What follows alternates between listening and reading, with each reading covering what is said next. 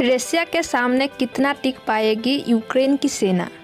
दोस्तों, इस समय दुनिया भर में सिर्फ और सिर्फ एक ही चीज़ चल रही है और वो है रसिया और यूक्रेन का युद्ध। इन दोनों का बीच का विवाद लगातार बढ़ता ही जा रहा है। पहले तो रसिया ने यूक्रेन के बॉर्डर पर अपने सेना तैनात की और अब हमला करना शुरू कर दिया और यूक्रेन की सुरक्षा की गारंटी देने वाली नेटो के देशों ने ये ऐलान किया है कि इस जंग में अपने सेना को नहीं भेजेंगे और सिर्फ डिप्लोमेटिक तरीके से लड़ाई करेंगे। यानी कि दुनिया के दूसरे बड़े सेना के सामने यूक्रेन अब अकेला खड़ा है। क्या यूक्रेन के मिलिट्री में इतना ताकत है कि वो रसिया से टक्कर ले पाएंगे? क्या यूक्रेन रसिया के सामने कुछ दिनों तक टिक पाएगा? दोस्तों, इसका पता तभी पता चलेगा जब आज की वीडियो में हम इन दोनों देशों की सैनिक की ताकत का तुलना करेंगे, जिसे जानने के लिए वीडियो के अंत तक बने रहिए।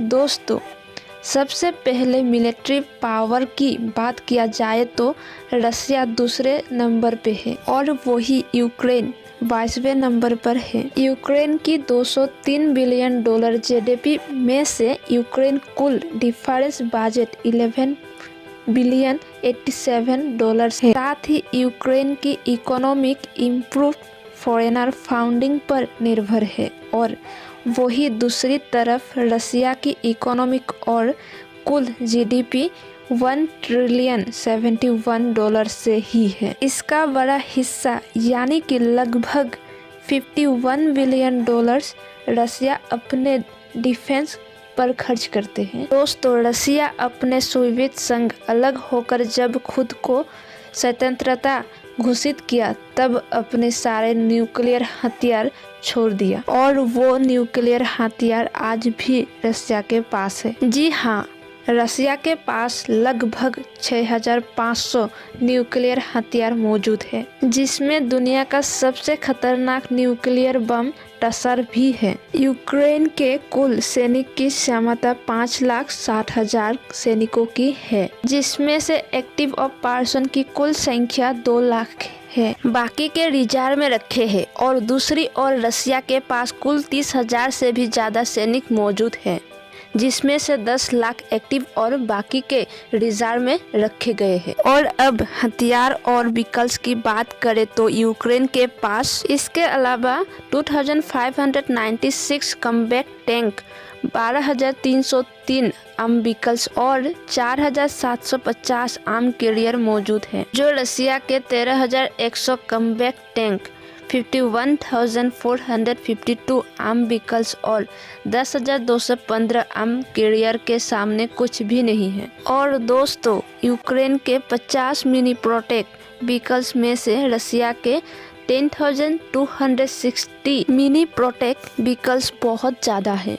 यूक्रेन के टोटल आर्टिलरी 3,107 है, जिसमें से उनके पास 664 रॉकेट प्रोजेक्ट है। लेकिन रसिया के पास 14,000 से भी ज़्यादा आर्टिलरी मौजूद है, जिसमें से यूक्रेन से 6 गुना ज़्यादा रॉकेट प्रोजेक्ट मौजूद है। दोस्तों, पर ये जंग केवल ज़मीन की थोड़ी ना है। हाल ही में आ रही खबर से आपको पता चल ही गया होगा और यूक्रेन भी उनका जवाब डट कर दे रहा है।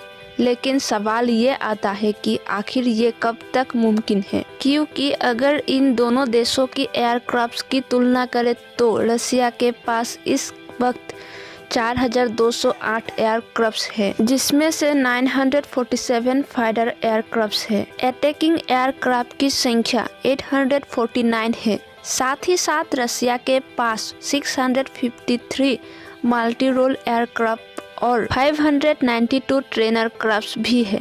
अब अगर यूक्रेन की एयरक्राफ्ट पर नज़र डालें तो उनके पास रसिया के मुकाबले कुछ भी नहीं है, क्योंकि उनके पास सिर्फ और सिर्फ 325 टोटल एयरक्राफ्ट ही मौजूद है, जिसमें से 80 फाइटर है और 29 अटैक वाले एयरक्राफ्ट है। जिस बात का सीधा सीधा सबूत देते हैं कि रसिया के पास यूक्रेन के मुकाबले बहुत ज़्यादा ताकत है।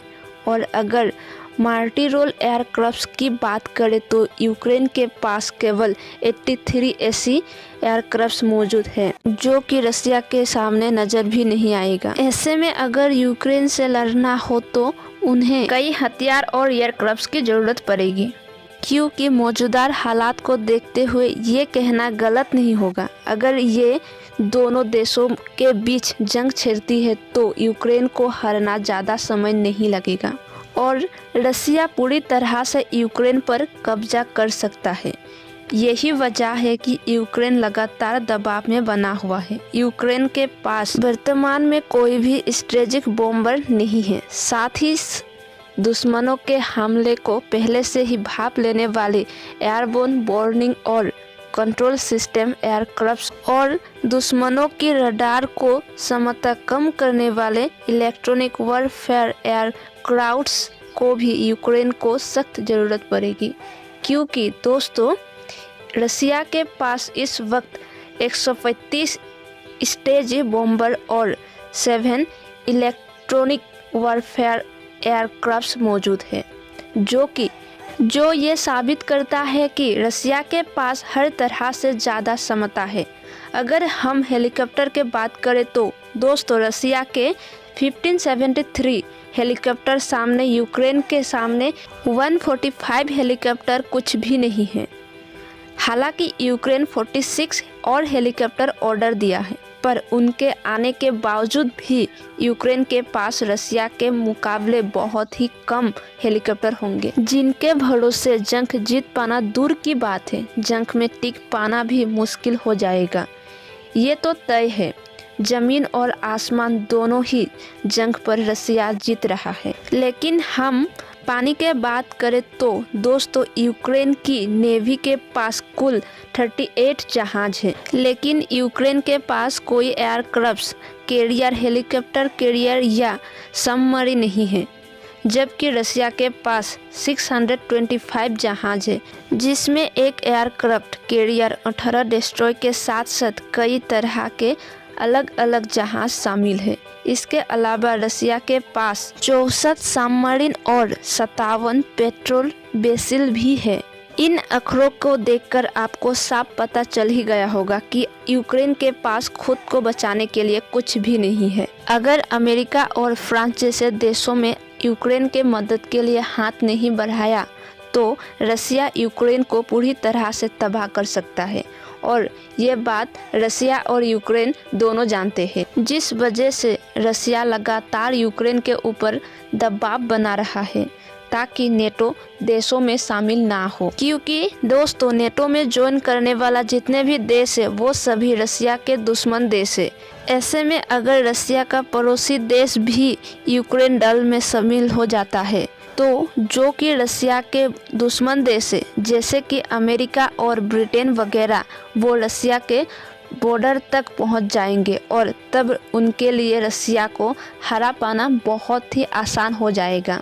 इसीलिए रसिया नहीं चाहता है कि यूक्रेन नेटो में शामिल हो। अब आप ऐसे समझ लीजिए, अगर आपका कोई पड़ोसी आपका दुश्मन को अपने घर पे बुलाता है तो आपको बुरा लगेगा, क्योंकि आपका दुश्मन पड़ोस तक पहुंच सकते हैं तो आपके ऊपर भी हमला कर सकता है, और ये चीज़ आपके लिए सही नहीं है। इस चीज़ को सोचकर रसिया यूक्रेन पर दबाव डाल रहा है कि नेटो ज्वाइन ना करे, लेकिन यूक्रेन मानने के लिए तैयार ही नहीं है और इसी वजह से पूरी लड़ाई हो रही है। उम्मीद है आपको हालात के बारे में सब कुछ पता चल ही गया होगा। आपका क्या कहना है कमेंट सेक्शन में कमेंट करके ज़रूर बताइएगा। दोस्तों अगर आपको हमारी वीडियो पसंद आई हो तो वीडियो को ज़्यादा से ज़्यादा लाइक करने के साथ साथ उसे अपने दोस्तों और रिश्तेदारों के साथ शेयर करना ना भूलिए।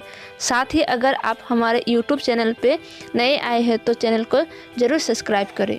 फिलहाल आज के लिए इतना ही, फिर मिलेंगे एक नई ज़रूरी जानकारी के साथ। अभी के लिए इस वीडियो के अंत तक बने रहने के लिए दिल से धन्यवाद।